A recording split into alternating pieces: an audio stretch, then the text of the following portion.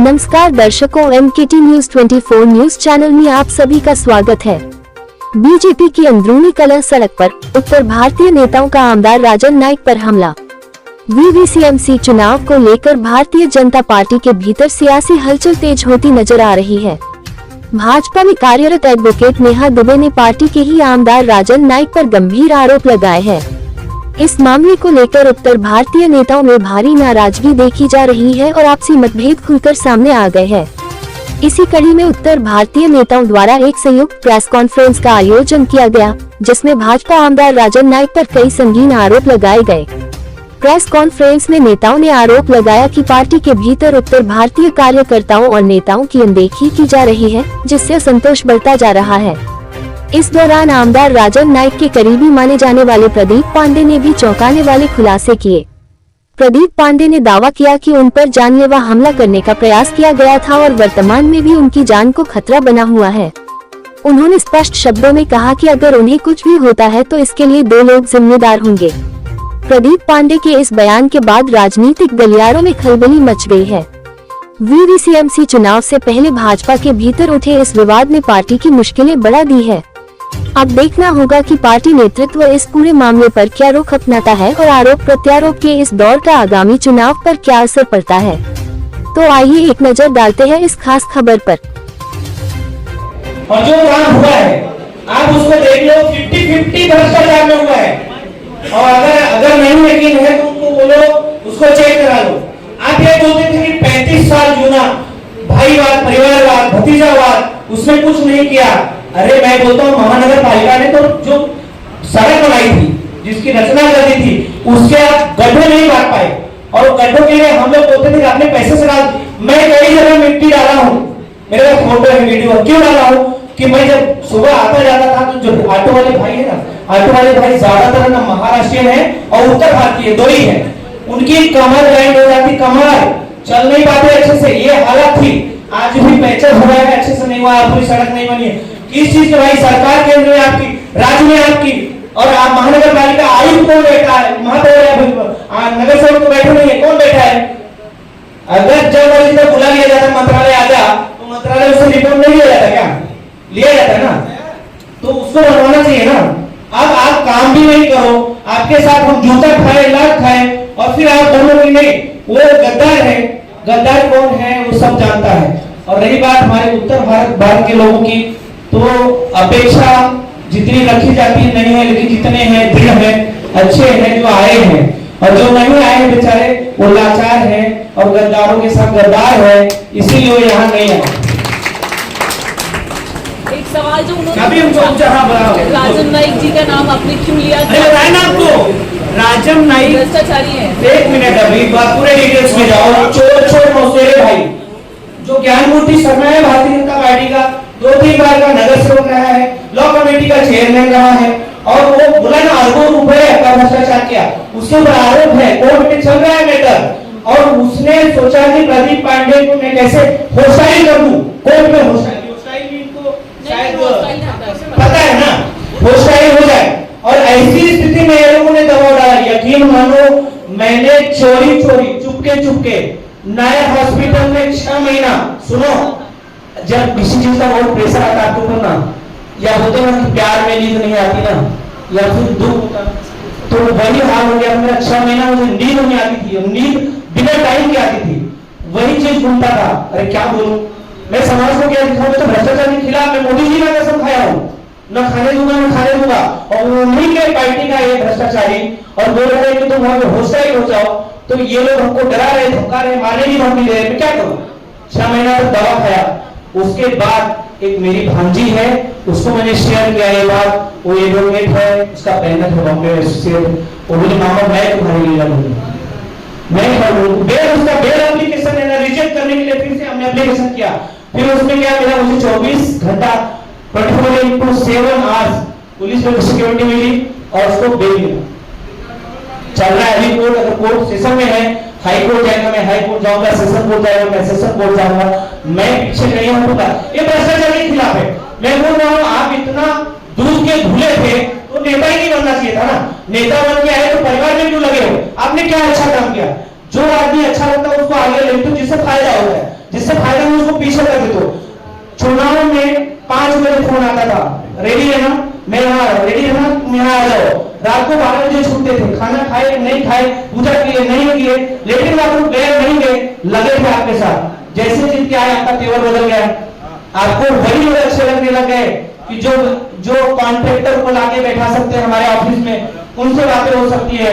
जो बिल्डर अभी कभी आपने सुना बहुत बीजेपी वाले चिल्लाते थे, मैं देखो अभी भी बीजेपी का भक्त हूं, यहाँ लोकल की बात कर रहा हूँ, लोकल। आज भी ये लोग चिल्लाते क्या, jet fund jet fund jet fund jet fund jet fund jet fund जा रहा है, जेट फंड जा रहा है। अरे वो जेट फंड आपके पास आने लग गया क्या? आप बताइए, वो जेट फंड आपके पास आने लग गया? सिर्फ आपको लोकल कोई नेता अगर बड़ा है, पैसे वाला है, कोई बिल्डर है, कोई कॉन्ट्रैक्ट की लॉबी है, हमारा अगर कॉन्ट्रैक्टर है, उसको आप बिठा लेते हो, और कोई कार्यकर्ता जाता है कि मेरी बहन को कोई उठा ले गया है, एफआईआर तो हो गया है, लेकिन पुलिस इंक्वायरी नहीं कर रही, इन्वेस्टिगेशन नहीं कर रही, हमको आजकल बुला लेंगे, आपका एक कॉल जाता है क्या? आप किसके लिए चुन के आए हो? समाज सेवा के लिए कि पैसे इकट्ठा करने के लिए? हाँ, आज वही लोग जो महानगर पालिका से उसके इंजीनियर लाट, पहले लाट क्या नाम था उसका, राजेंद्र लाट, उससे ये लोग पैसा कैसे वसूलते मालूम है? हमारे बीजेपी के कार्यकर्ता कहा क्या होते हैं, आरटीआई डालता हूँ, जो बिल्डर चोर है, कॉन्ट्रैक्टर चोर है, तो मैं डकैत हूँ, आरटीआई डालता हूँ, लेटर डाल रहा हूँ, मुझे भेज देना, मैं तो काम नहीं होने दूंगा। वही हाल हमारे राजन नाइक ने किया, इन्होंने बड़ा बड़ा वही ही लगा, पहला जगह काम हमारे सोसाइटी में कॉन्ट्रैक्ट 5 लाख का, वो काम हुआ 2.5-3 लाख का। मतलब ये लोग बोर्ड लगा के पब्लिक को बेवकूफ बना के अपना किस्सा भर रहे।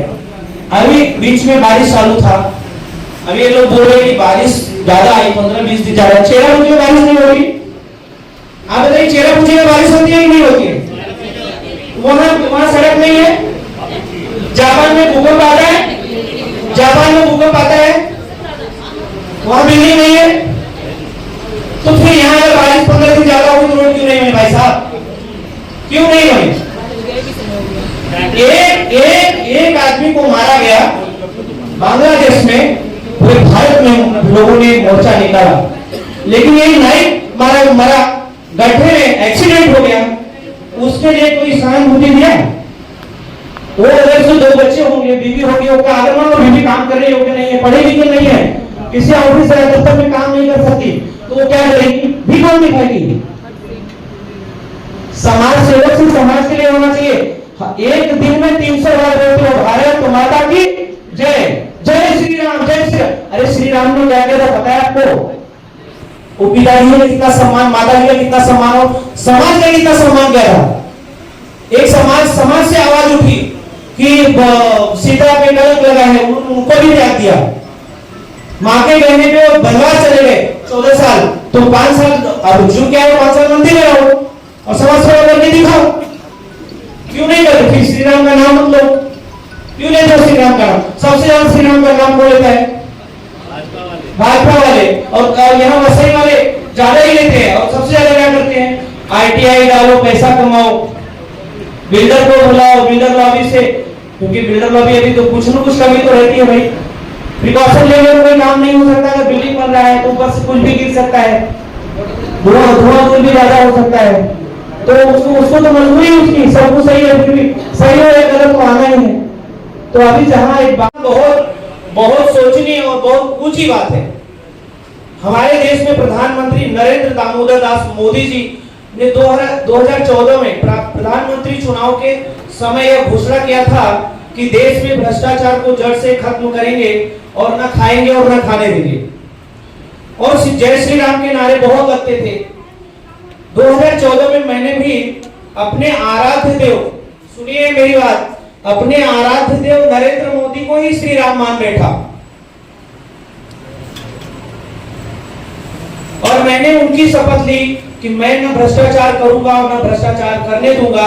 और माननीय वर्ष 2014 में से अब तक मैं भ्रष्टाचार के खिलाफ कई लड़ाइयां लड़ता रहा। यही कारण है कि मैं अब तक भ्रष्टाचारियों का शिकार बनता रहा हूं। मुझे अदालत द्वारा 24/7 घंटे के लिए पुलिस सुरक्षा प्रदान की गई है, पर विधायक श्री राजन नाइक के कहने पर और डीसीपी मैडम द्वारा मुझे पुलिस सुरक्षा अनियमित प्रदान की जाती है। मैं इस विषय को लेकर मुंबई उच्च न्यायालय में याचिका दायर किया था, तो मुझे आरोपी श्री ज्ञानमूर्ति शर्मा उत्तर पश्चिम मुंबई जिला अध्यक्ष है वो और विधायक श्री राजन नाइक ने जान से मारने की धमकी दी थी। इसलिए मैं दोबारा इस विषय को लेकर उच्च न्यायालय नहीं गया। माननीय, यदि मेरी हत्या होती है तो उसके जिम्मेदार आरोपी श्री ज्ञानमूर्ति शर्मा उत्तर पश्चिम मुंबई जिला अध्यक्ष और विधायक श्री राजन नाइक होंगे। अब थोड़ा सा स्पष्ट कर दूं, ये जानना जरूरी है कि ज्ञानमूर्ति शर्मा है कौन। ज्ञानमूर्ति शर्मा एक नगर सेवक था और वो लॉयर था, इसलिए महानगर पालिका में एक लॉ कमेटी होती है, तो लॉ कमेटी का चेयरमैन था। और 2014 में ऑक्ट्राई का जमाना था, ऑक्ट्राई जाता था और ऑक्ट्राई में खूब करप्शन होता था और ऐसे ही लोग करते थे। तो हजारों गाड़ियां जाती थी और एक गाड़ी से 1 लाख रुपया महीना लेता था, मतलब एक महीने का अरबों रुपया वो उठाता था। उसके ऊपर मैंने कार्रवाई करवाई और उसके कारण है ना वो खफा हो गया। तो कई सांसद मंत्री, अब मैं किसी का नाम इसलिए नहीं लूंगा क्योंकि सामने आया है, जो सामने आया है, जो साबित हुआ है, मैं उसी का नाम लूंगा। ऐसे बहुत सारे भाजपा के नगर सेवक थे जो ऑक्ट्राई करप्शन में शामिल थे, लेकिन जो सच में पकड़ा गया है और उसके ऊपर कार्रवाई हुई है, मैं उसी का नाम लेता हूं। तो इसने करोड़ों रुपया कमाया है। अगर एक दुकान में, एक उदाहरण के लिए होता हूं कि आपके अगर यहाँ ये जैसे ये हॉल है, इस हॉल में समझो ये बंटी यहाँ अगर रोज का 10,000 रुपया कमा रहा है और कोई पड़ोसी आसपास वाला ऑब्जेक्शन ले उसमें कि नहीं, यहाँ बहुत भीड़ भाड़ होती है, गाड़ियां आती हैं, नॉइस होता है, तो इसको हम बंद करवाते हैं। अब उसकी रोजी रोटी यही है, तो अंत में क्या करेगा कि यार मैं इसको ही निपटा डालता हूँ। ये 3 लाख की बात होती, 10,000 कमा तो 30 दिन का दिन, जो अरबों कमा रहा है वो तो किसी को भी निपटा सकता है। तो इसलिए मैं अगर आज के बाद मेरी हत्या होती है तो इसका 2 ही आरोपी है, राजन नाइक और ज्ञानमूर्ति शर्मा। बता देना आपको, उनको तो सही सब मैंने ढाक के पढ़ तो लेने दो, पहले पढ़ लेने दो ना। मैंने ऐसी लेटर 2023 में भी दिया था कि मुझे वहां से कोई केंद्रीय कार्यालय जो भाजपा का है दिल्ली से भी कोई हमको मतलब ऐसा सांत्वना नहीं दिया गया, ना तो कुछ हमसे विचार विमर्श किया गया, ना बुला के कुछ सवाल जवाब किया गया। इसलिए मैं बोलता हूँ 2014 में लोग बोल रहे हैं कि पांडे जी पार्टी बदल लेंगे, पांडे जी गद्दार हो गए। 2014 में पार्टी के साथ कौन गद्दारी किया सभी को पता है, आप पत्रकारों को भी पता है, आप लोग बता देना। 2019 में पार्टी के साथ कौन गद्दारी किया था ये बात भी आप सबको पता है, आप ही लोग बता देना। 2024 में जनता के साथ गद्दारी किसने किया आप सबको पता है, बता देना। रोड बनेगा टैंकर नहीं, रोड बनेगा टैंकर नहीं रहेगा, हर घर नल रहेगा और जिसके ऊपर पानी नहीं जाता मोटर हम लगा देंगे, ठीक है। 2025 में कार्यकर्ताओं के साथ कौन गद्दारी किया ये भी आप सब जान रहे हैं। अब 2025-26 है तो 26 भी ले लो, 26 में चुनाव।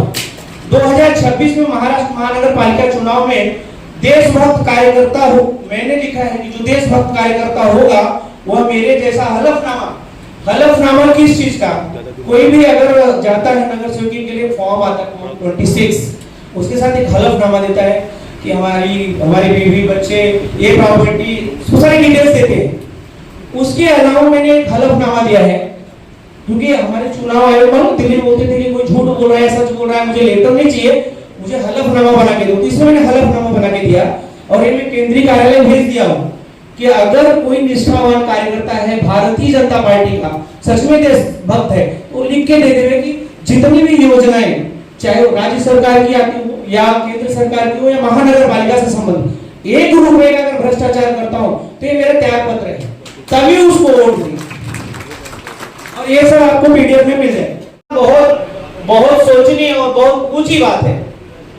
हमारे देश में प्रधानमंत्री नरेंद्र दामोदर दास मोदी जी ने 2014 में प्रधानमंत्री चुनाव के समय यह घोषणा किया था कि देश में भ्रष्टाचार को जड़ से खत्म करेंगे और न खाएंगे और न खाने देंगे।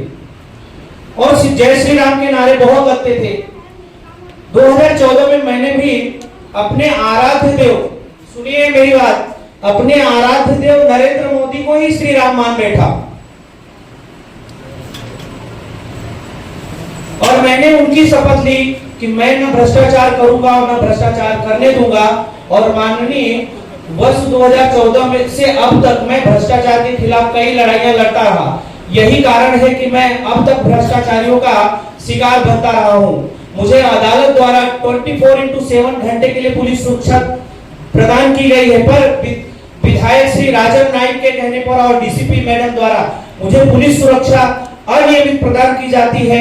मैं इस विषय को लेकर मुंबई उच्च न्यायालय में याचिका दायर किया था, तो मुझे आरोपी श्री ज्ञानमूर्ति शर्मा उत्तर पश्चिम मुंबई जिला अध्यक्ष है वो और विधायक श्री राजन नाइक ने जान से मारने की धमकी दी थी। इसलिए मैं दोबारा इस विषय को लेकर उच्च न्यायालय नहीं गया। माननीय, यदि मेरी हत्या होती है तो उसके जिम्मेदार आरोपी श्री ज्ञानमूर्ति शर्मा उत्तर पश्चिम मुंबई जिला अध्यक्ष और विधायक श्री राजन नाइक होंगे। अब थोड़ा सा स्पष्ट कर दूं, ये जानना जरूरी है कि ज्ञानमूर्ति शर्मा है कौन। ज्ञानमूर्ति शर्मा एक नगर सेवक था और लॉयर था, इसलिए महानगर पालिका में एक लॉ कमेटी होती है, वो लॉ कमेटी का चेयरमैन था। और 2014 में ऑक्ट्राई का जमाना था, ऑक्ट्राई जाता था और ऑक्ट्राई में खूब करप्शन होता था और ऐसे ही लोग करते थे। तो हजारों गाड़ियां जाती थी और एक गाड़ी से 1 लाख रुपया महीना लेता था, मतलब एक महीने का अरबों रुपया वो उठाता था। उसके ऊपर मैंने कार्रवाई करवाई और उसके कारण है ना वो खफा हो गया। तो कई सांसद मंत्री, अब मैं किसी का नाम इसलिए नहीं लूंगा क्योंकि सामने आया नहीं, जो सामने आया है, जो साबित हुआ है, मैं उसी का नाम लूंगा। ऐसे बहुत सारे भाजपा के नगर सेवक थे जो ऑक्ट्राई करप्शन में शामिल थे, लेकिन जो सच में पकड़ा गया है और उसके ऊपर कार्रवाई हुई है, मैं उसी का नाम लेता हूं। तो इसने करोड़ों रुपया कमाया है। अगर एक दुकान में, एक उदाहरण के लिए बोलता हूं कि आपके अगर यहाँ ये जैसे ये हॉल है, इस हॉल में समझो ये बंटी यहाँ अगर रोज का 10,000 रुपया कमा रहा है और कोई पड़ोसी आसपास वाला ऑब्जेक्शन ले उसमें कि नहीं यहाँ बहुत भीड़ भाड़ होती है, गाड़ियां आती है, नॉइस होता है, तो इसको हम बंद करवाते हैं। अब उसकी रोजी रोटी यही है, तो अंत में क्या करेगा कि यार मैं इसको ही निपटा डालता हूँ। ये 3 लाख की बात होती, 10,000 कमा तो 30 दिन का दिन, जो अरबों कमा रहा है वो तो किसी को भी निपटा सकता है। तो इसलिए मैं अगर आज के बाद मेरी हत्या होती है तो इसका 2 ही आरोपी है, राजन नाइक और ज्ञानमूर्ति शर्मा। बता देना आपको तो सही सब मैंने ड्राफ्ट की पढ़ तो लेने दो, पहले पढ़ लेने दो ना। मैंने ऐसी लेटर 2023 में भी दिया था कि मुझे वहां से कोई केंद्रीय कार्यालय जो भाजपा का है दिल्ली से भी कोई हमको मतलब ऐसा सांत्वना नहीं दिया गया, ना तो कुछ सबसे विचार विमर्श किया गया, ना बुला के कुछ सवाल जवाब किया गया। इसलिए मैं बोलता हूँ 2014 में लोग बोल रहे हैं कि पांडे जी पार्टी बदल लेंगे, पांडे जी गद्दार हो गए। 2014 में पार्टी के साथ कौन गद्दारी किया सभी को पता है, आप पत्रकारों को भी पता है, आप लोग बता देना। 2019 में पार्टी के साथ कौन गद्दारी किया था ये बात भी आप सबको पता है, आप ही लोग बता देना।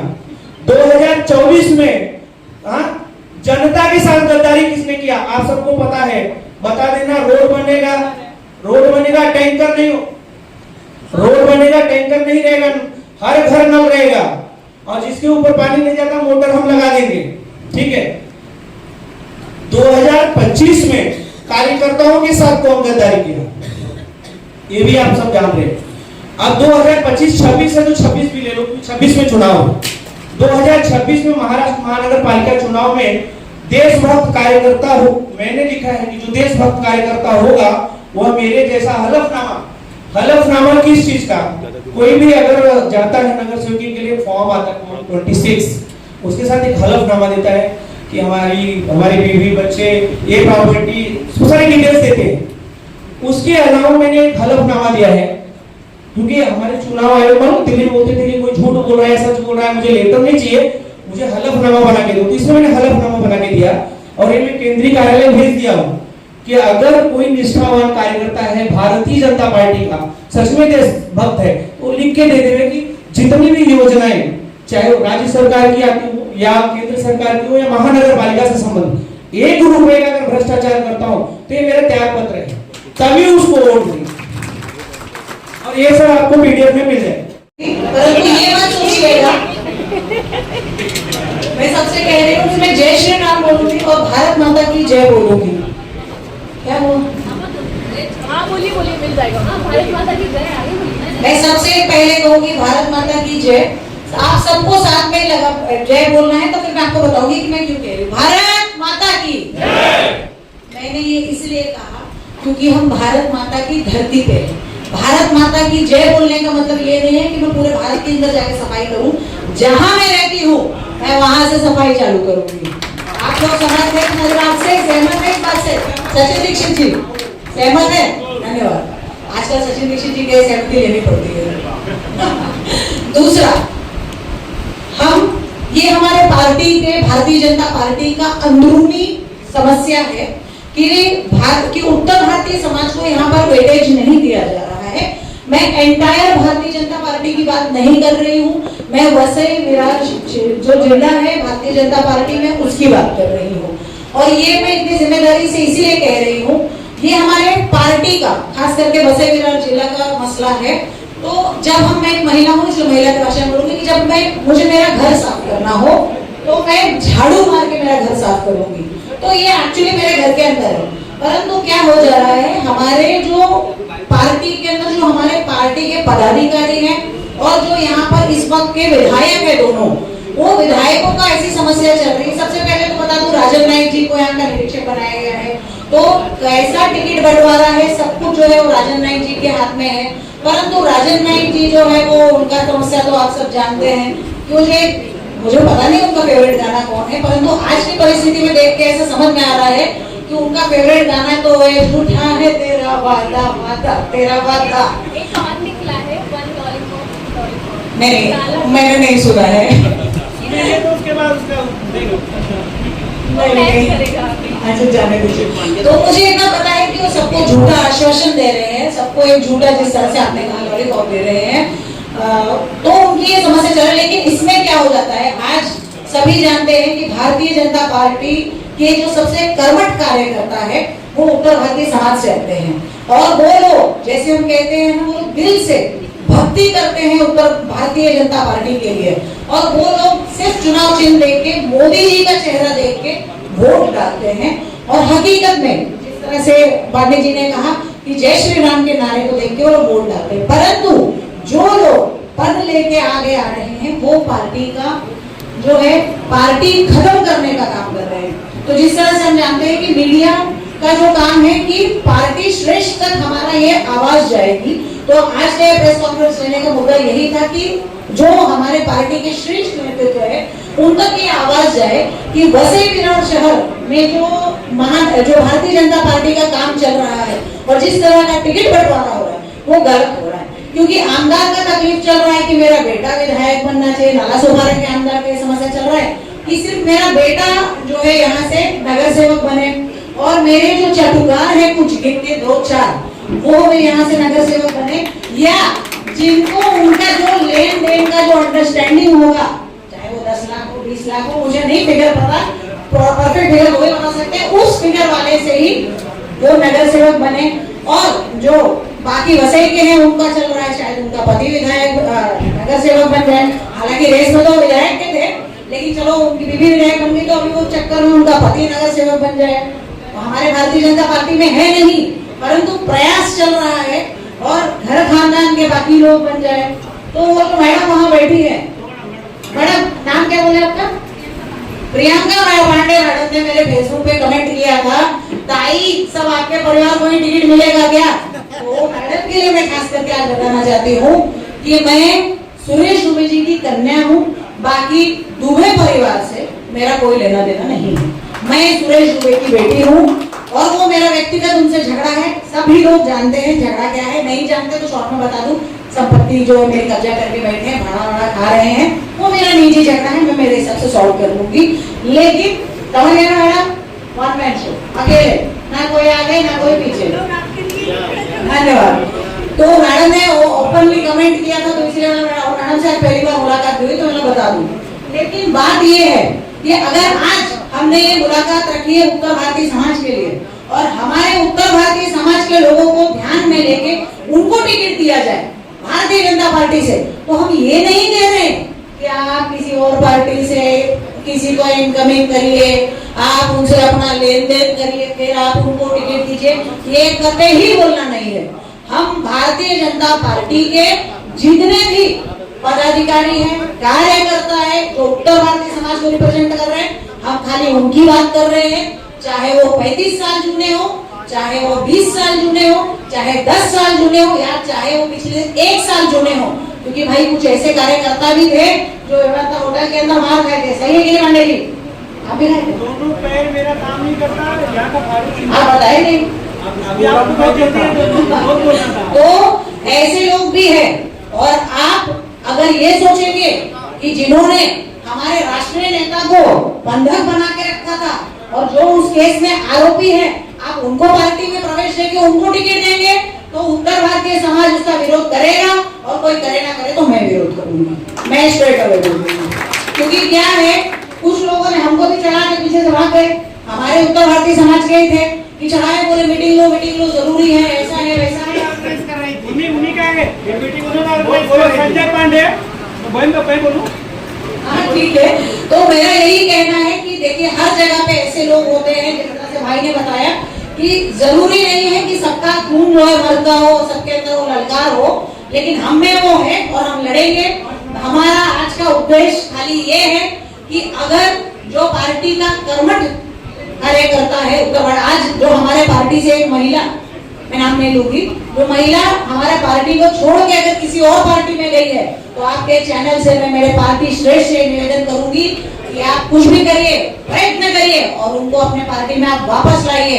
कैसे वो भारतीय जनता पार्टी छोड़ के किसी छोटे से पार्टी में चली गई है, किसी अन्य पार्टी में गई, पार्टी के लोगों से और पार्टी के जो पदाधिकारी है या जो हमारा जो पूरा कमेटी है उनसे नाराज होके वो गई, तो ये नाराजगी पार्टी के अंदर नहीं होना चाहिए, और वो भी उत्तर भारतीय समाज से है।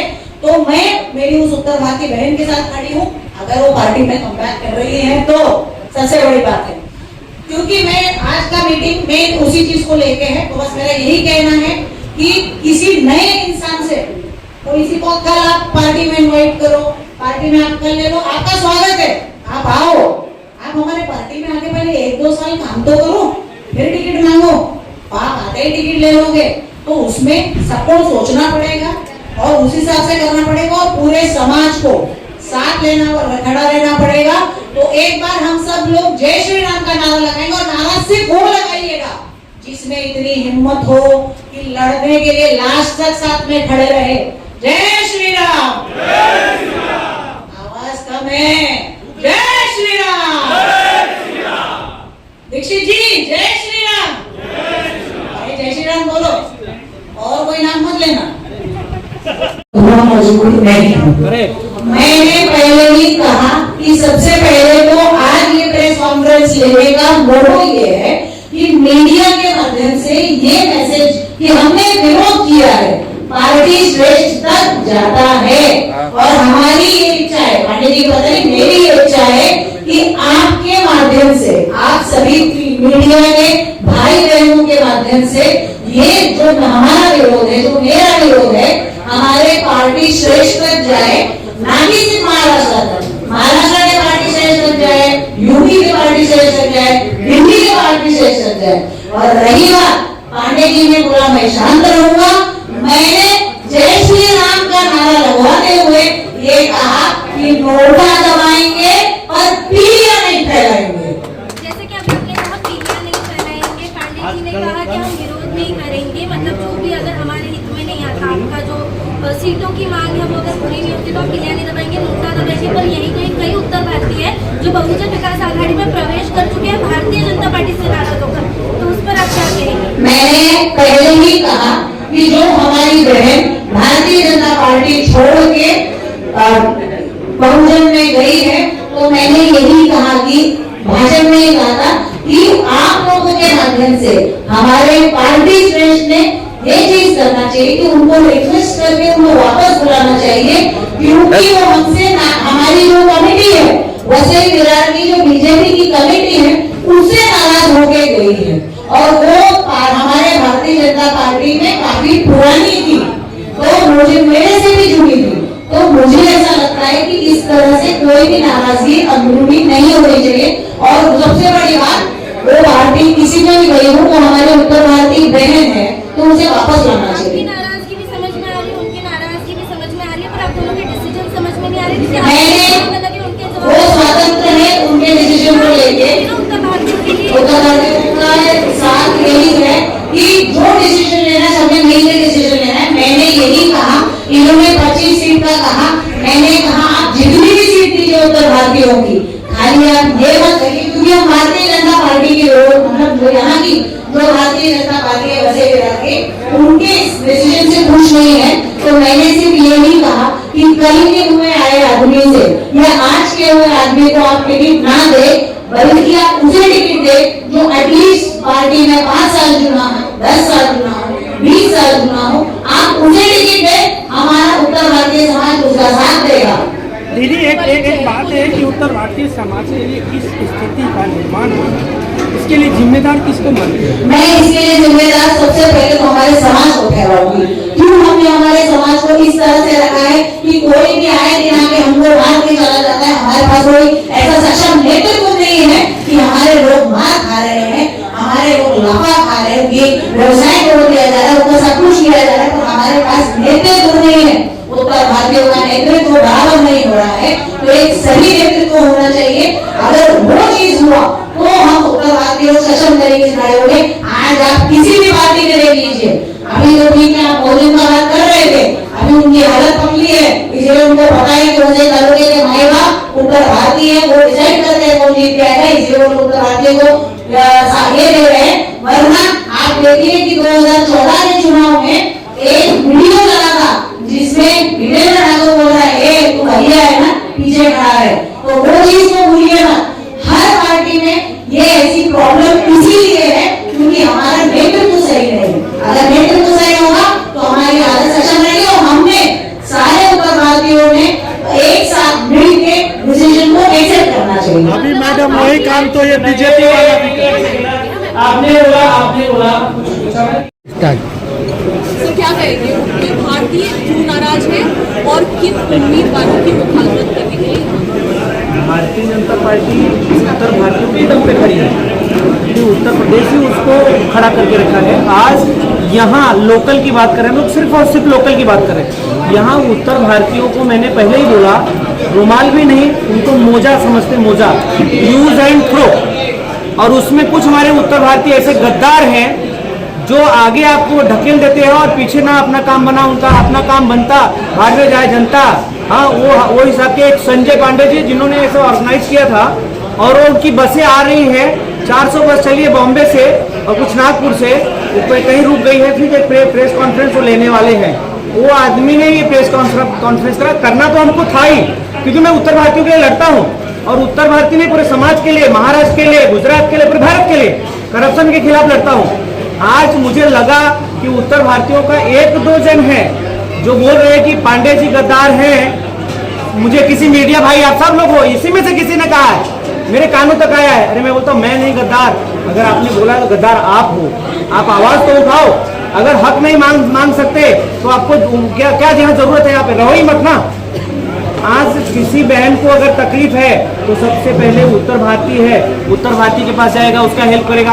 महाराष्ट्रियन है तो महाराष्ट्रियन के पास जाएगा, उसका हेल्प। गुजराती भाई है तो गुजराती भाई, हेल्प सभी करेंगे, लेकिन वक्त अपने समाज के लिए अपना आदमी ज्यादा देगा, इसलिए लड़ना है। तो उत्तर भारतीय समाज के साथ के भारतीय जनता पार्टी या फिर भारतीय जनता पार्टी के कौन है? मैं क्या बोलता, आप जो पूछना चाह रहे हैं मैं बता रहा हूँ। आप ये पूछना चाह रहे हो कि इनके साथ नाइंसाफी क्यों हो रही है ना, मैं बोलता हूँ वही वोटिंग को कम ज्यादा के लिए। इसके पहले जब विधानसभा था तो यही नेता हमारे क्यों नहीं ले लिए, उन लोगों को लेके लड़ लिए होते और पता चल जाता कि चुन के आ रहे कि नहीं आ रहे। चुन के आने के बाद जब चुनाव विधानसभा का था तो हर एक उत्तर भारतीय या फिर जितने भी हमारे कार्यकर्ता हैं पूरे वसई विरार के, उस सब में वो अर्जुन और कर्ण दिखाई दे रहा था, इतने धनुर्धर थे। और जैसे ही ये सब चुन के आए और उनकी बारी आई तो सब निर्बल हो गए। ये किसने निर्बल किया? राजन जी ने किया। प्रभारी कौन है? पार्टी के वरिष्ठों से आपकी अभी क्या मांग है? हमारी मांग है जो उचित है समाज के लिए उसको रखा जाए। जहां उत्तर भारतीय जिस प्रभाग में ज्यादा है, देखो मैक्सिमम महाराष्ट्रीयन भाई हैं हर प्रभाग में, मैक्सिमम किसी किसी में कम होंगे, लेकिन जिसमें फर्स्ट पे वो है, सेकंड में उत्तर भारतीय है, तो वहां 4 जन है, तो 4 जन में 2 उत्तर भारतीय रखो, 2 महाराष्ट्रीय रखो, और 29 प्रभाग बनाया आपने, तो 28 प्रभाग में तो उनको कम से कम रखो। लेकिन पांडे जी एक सवाल पैदा होता है, आप राजन नाइक के साथ सारथी बन के खड़े थे। मैं सारथी बन के नहीं खड़ा था, मेरी मजबूरी में पहले बोला हमारा मर्डर करने वाले थे। कौन मर्डर करने वाला था? ज्ञान मूर्ति शर्मा और राजन नाइक। क्यों? अरे 2 बार मेरे पास हमला हो चुका है, मेरे पास, मैं आपको बोला विटनेस ना, मैं आपको मेरे पास पीडीएफ है, भेज दूंगा, आप सबको मैं पीडीएफ है मेरे पास भेज दूंगा, पढ़ते रहना, कुछ नहीं समझ में आएगा उसके बारे में बताए। अब आप बोल रहे हो क्यों? आज मेरे पास देखो कोर्ट का बोलते, अभी इन्होंने 41 बिल्डिंग तोड़वाया, रोए थे वहां, नहीं टूटने दूंगा, उसमें कौन रहता था? उत्तर भारतीय महाराष्ट्र रहते थे, टूट गया ना, मैं कोर्ट का अवमानना नहीं करता। अरे कोर्ट ने मुझे भी ऑर्डर दिया है ना, 24/7 सिक्योरिटी का है, देख लो आप, कैमरा घुमाओ चारों तरफ। सर 1 साल पहले भी आपने क्यों नहीं बताया? 1 साल पहले क्यों? अभी 1 साल पहले मैं मेरे परिवार के लिए जीता था, आज समाज के लिए जीता हूँ, इसलिए बताया। मंगल पांडे एक एज में मरे थे, बच्चा पैदा हुआ तभी वो रहे, अंग्रेज गुलाम थे, तभी अंग्रेज के गुलाम हम थे, उन्होंने तब जाके नहीं युद्ध किया था, उनको लगा भी युद्ध की जरूरत है तब उन्होंने किया। अभी आपकी कितने कैंडिडेट की मांग है कि अगर उत्तर भारतीय को कितने कैंडिडेट मिलने चाहिए? 25, कम से कम 25। नहीं, एक सवाल और पैदा होता है कि 41 बिल्डिंग में जो 2500 परिवार बेघर हुए थे, घर तो मिला नहीं अभी तक, आपके विधायक जी रोए थे, आप उनके साथ थे, ऐसे तो वहाँ मैं नहीं था, अच्छा, वहाँ मैं नहीं था, ठीक है, नहीं मैं जाता नहीं, हाँ। नहीं थे, इस मुद्दा अब सवाल बाकी है। ऐसे तो 10,000 से ज्यादा बिल्डिंग है, और वो भी किसी और के जमीन पे अनाधिकृत बिल्डिंग है बने हुए, तो उसमें तो 99% तो भी हमारे विधायक जी उसको गिरवाएंगे, फिर नया उसमें बनवाएंगे, लोगों को देंगे, सहानुभूति दे रहे, आपको मिलेगा, कहीं मिलेगा, हो सकता है वो कर्जत ले जाए, हो सकता है अभी दानू ले जाए, बनेगा बिल्डिंग देंगे, वो तो 100% देते हैं। अगर राजन जी की सिक्योरिटी हटा ली जाए, कार्यकर्ता उनके साथ नहीं जाए, तो कोई सोसाइटी उनको अंदर नहीं लेगा, क्योंकि जिस सोसाइटी में वो जाते हैं, अगर किसी ने कुछ बोला कि मुझे इस चीज की जरूरत है, नल कनेक्शन कितना 8, चल 10 दिया 100%, ये इधर आने विकास देश मंडली 100। अभी कई बार मैं इसलिए कम जाता हूँ क्योंकि मुझे झूठ से बिल्कुल सख्त नफरत है। एक आप लोगों में एक ही बार झूठ कितना, मैं एक झूठ बोलने के लिए 100 बार सोचता हूँ, राजन नाइक एक बार में 100 झूठ बोलते हैं, आप समझे। अभी यही अग्रवाल नगरी है, उसमें जिम दिए थे, 2 दिन में देता हूँ और लगभग वो साल भर होने आया जिम। अब उसमें अगर आप वोट मांगने जाओगे, कैसे मांगने जाओगे, तो यहाँ भारतीय जनता पार्टी का बंटाधार कोई करेगा ना, तो राजन जी ही करेंगे। अच्छा, कहीं ऐसा तो नहीं कि ये जो आप अभी समाज का अचानक से आपको समाज के लिए जाग आई है, कहीं ऐसा तो नहीं कि आपका स्वार्थ नहीं सधा तो आपको समाज की याद आ गई? मैडम मैं एडवोकेट हूँ, मुझे मत फंसाओ, मैं 3 बच्चे वाला हूँ, मुझे तो सर, मैंने सवाल अरे सुनो, मैंने सवाल किया। नहीं समाज के लिए क्यों लड़ रहे हो, सुनो, मैं 3 बच्चे वाला हूँ, उनके सब औलाद को भी मालूम है, बेटे को, दादा को भी मालूम है कि 3 बच्चे वाला नहीं लड़ता है। आगे पूछिए आप सवाल। सर आपने वही मैं बोल रहा हूँ ना, सर कुछ दिन पहले आप फूलपाड़ा में ओपनिंग करने खुद गए थे, अपने हाथ से आपने ओपनिंग की थी, उस वक्त आपने वादा किया था, किस दम पे आपने वादा किया था कि रास्ते सब तंदुरुस्त कराऊंगा और सही कराऊंगा, किस आधार पे आपने वादा किया था पब्लिक से? हर डेडिकेटेड जो कार्यकर्ता है ना, विधायक बोलता है ना, उसके हिसाब से बोलते हैं, क्योंकि विधायक के पास हम लोग घूमते हैं, कब बनेगा, बस 10 दिन में बन जाएगा। और ये बात सही है, अगर विधायक चाह जाए तो 10 दिन में नगर, ये नया रोड ही नया बन जाए, रोड नया बन जाए। गड्ढे तो छोड़ो, गड्ढे तो अभी भी नहीं भरे हैं, बहुत सारे गड्ढे नहीं भरे हैं, मुझे लगता है वो 5 साल तक नहीं भरेंगे। घर में ठेकेदार, क्योंकि कैसा है, विधायक के घर में ठेकेदार नहीं, एक ठेकेदार की कहानी बताता हूँ। बारिश में मैं आ रहा था और एक ठेकेदार ने अग्रवाल में काम कर रहा था, अब मुझे मालूम नहीं भाई साहब कौन होंगे, तो मैंने गाड़ी रुकाया, अब वो 4 लेन को 3 लेन कर रहा था। 4 लेन मतलब समझ रहे कि आधा उस तरफ का, मतलब 1.5 लेन उधर, 1.5 लेन डिवाइडर के इधर। तो मैंने उसको बुलाया, बोला किसका कॉन्ट्रैक्ट है, बोलता है कि फला फला आदमी का है, चेतन देशमुख का है। बोला अच्छा, फोन लगा उसको, फोन लगाया, बोला ये किस हिसाब से रोड बन रहा है, तो बोलता है वो वहाँ पे हमारा सुपरवाइजर है, बताएगा। मतलब भाई तू बता, तो बोलता है देखो साहब वो पोल दिख रहा है ना, वो पोल के मुताबिक बना, मतलब पोल तो बीच में है, पोल भी बीच में है, कई सड़कों पे हमारे झाड़ भी बीच में है, तो इसका मतलब वहाँ रोड नहीं बनेगा क्या? जो पहले जो रोड बनाया था वो आदमी का, राजा हरिशंकर का औलाद था, अपने जेब से डाल के बना के गया था। फिर भाई साहब का फोन आया, नहीं हम कर देंगे, हाँ। फिर उन्होंने थोड़ा मरम्मत किया, आगे पीछे किया। अब ये बात मेरा क्या है, मेरा इस पे रखा अपना व्हाट्सएप पे ना, राजन नाइक और मेरा फोटो है, उसने चेक किया होगा, चेक किया तो उन लोगों को बोला, उन लोगों ने मुझे बोला, अब वो लोग नाराज, फिर उसने जो काम किया था वो मुझे डिटेल्स है ना फोटो के साथ अपना भेज दिया मेरे व्हाट्सएप पे। तो उसको क्या लगा कि पांडे जी खुश हो जाएंगे, मुझे कहाँ नाराज होना था, तो खुशी था। लेकिन बाद में उसने क्या किया, प्रतीक राजन जी के पुत्र जो सब कुछ व्यवसाय देखते हैं, उन्होंने क्या किया, अरे पांडे जी को तूने भेज दिया है, बहुत बड़ा गलती किया है, डिलीट मार। और उसको मालूम नहीं मैंने सेव करके रखा है, फिर उसने डिलीट मार दिया, मैंने उसको ही भेज दिया, ये ले भाई जो तू काम किया है मैं तुझे भेज रहा हूँ। तो ये कंडीशन है जब आपके घर के लोग, मैं आज बोल रहा हूँ कि कम से कम 50 करोड़ का महीने का ना अभी भ्रष्टाचार हो रहा है, इनकमिंग हो रहा है, बिल्डरों से हो रहा है। और जो जितने कॉन्ट्रैक्टर हैं, ये जब अध्यक्ष थे तब से लेके अब तक ये भ्रष्टाचार खुद करते हैं। अगर कोई बोलता है तो उसको दरकिनार कर देते हैं। तो इसलिए मैं बोलता हूँ मेरी मर्डर हो सकता है। और ये लोग एक सवाल अंतिम, समुचित हिस्सेदारी नहीं मिली वाला सवाल है कि आपने कहा विधायक जी झूठे हैं, आपको कब पता चला कि विधायक जी झूठे हैं? 2014 से मालूम मुझे। तो अभी तक साथ में अरे मैडम मैं बोल रहा हूँ, अगर आपके गले पे तलवार लटका दूं तो आप सही बोलोगी। मैं बोल रहा हूँ डर रहा था क्योंकि बीवी बच्चे, अरे भाई वही बोल रहा हूँ ना, बीवी बच्चे के साथ में था, परिवार के लिए डरता था।